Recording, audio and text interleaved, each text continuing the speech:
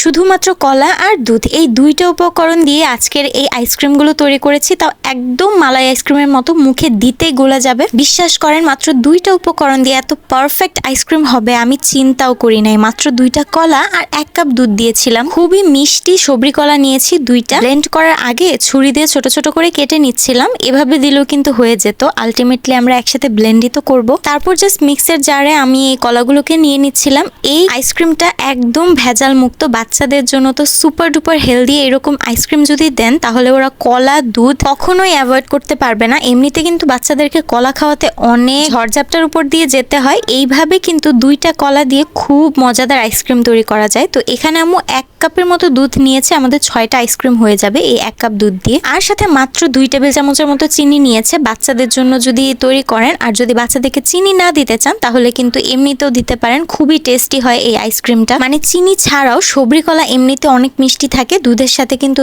দারুণ একটা কম্বিনেশন হয়। এখানে আমি একসাথে সব ব্লেন্ড করে নিলাম আর আমাদের মিক্সচারটা একদম স্মুথ হয়ে গিয়েছে। আমি চেক করে নিয়েছিলাম ভিতরে কোনো লাম্পস নাই, মানে কলা কিন্তু আর অবশিষ্ট নাই ভিতরে, একদম দুধের সাথে মিশে গেছে। তো তারপরে আমি আমাদের আইসক্রিমের মোল্ডটা নিয়ে আসছি। আমাদের আইসক্রিমের মোল্ডটা না একটু ফ্যান্সি টাইপের, মানে সব ধরনের শেপ দিয়ে দেওয়া আইসক্রিমের মোল্ডের মধ্যে, তো দেখতে একটু আর্টিফিশিয়াল লাগে। সে যাই হোক, আমরা এই দুধ আর কলার মিশ্রণটা ঢেলে নিচ্ছি। দেখেন কতটা থিক হয়েছে, একদম স্মুথ একটা মিক্সচার হয়েছে। এটা তো এমনিতেই খেতে আমার কাছে এত বেশি ভালো লাগছিল, আমি এইভাবেই অনেকটা খেয়ে ফেলছি। তারপর আমাদের 6টা মোল্ড কিন্তু খুব সুন্দর করে ভরে গেছিল এই দুধ আর কলার মিক্সচারটা দিয়ে। এই আইসক্রিমটা জমে যাওয়ার পরে মনে হবে একদম মালাই আইসক্রিমটা কিনে নিয়ে আসছি, এরকম মনে হয়। এক্স্যাক্টলি মালাই আইসক্রিমের মতো একটা টেক্সচার পাওয়া যায়। আর টেস্টটা তো মাশাআল্লাহ দারুণ, মুখে দিতে একদম গলে যাবে, এত সুন্দর হয় এই আইসক্রিমটা। আমি একদম প্রেমে পড়ে গেছি। তো এখানে আমার মোল্ডের ঢাকনাগুলো আমি দিয়ে আমি ফ্রিজে রেখে দিব, ডিপ ফ্রিজে। রাতের বেলা বানিয়ে ফ্রিজে রেখে দিই সব সময়, যাতে সকালবেলা